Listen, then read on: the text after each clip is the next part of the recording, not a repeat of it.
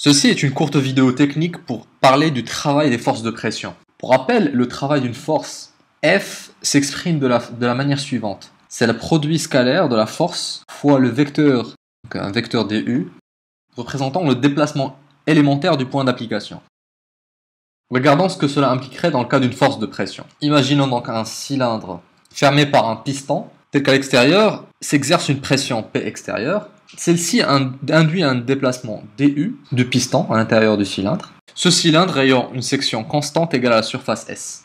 En réutilisant la définition du travail et en l'écrivant ici, on sait que par définition même de la pression extérieure, c'est la force extérieure subie par ce piston divisée par la surface. Cette force extérieure, dans ce cas-là, elle est parallèle au vecteur de déplacement U, ou plutôt DU. Produit scalaire en haut sera donc réduit à donc F extérieur qui sera égal au produit de la pression et de la surface, P extérieur, la surface fois DU. Or, ce produit S fois DU, il ne représente rien d'autre que la variation du volume induite par le déplacement. L'élément de travail, donc TW, sera égal à la pression extérieure fois la variation élémentaire de volume.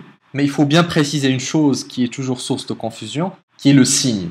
Ici, c'est le travail de la force extérieure sur le piston. Mais là, il faut faire très attention aux conventions de signes.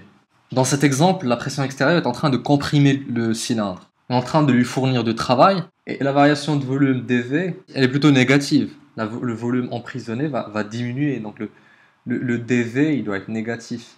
La convention de volume devra donc tenir compte du fait que dV doit être positif quand le volume augmente. Et en revenant donc au travail élémentaire, avec le signe moins, et avec un dV qui est négatif, on a donc un travail de la pression extérieure sur le piston qui est positif, parce que c'est un travail reçu par le piston de la part de la pression extérieure. Et on vérifie bien que si c'était plutôt le piston qui va du côté extérieur, le travail reçu sera négatif. En fait, donc c'est donc un travail fourni. Et donc en thermodynamique, au lieu de parler du travail extérieur sur le piston, on parlera plutôt de travail reçu, qui sera par convention moins la pression extérieure fois l'élément de variation de volume.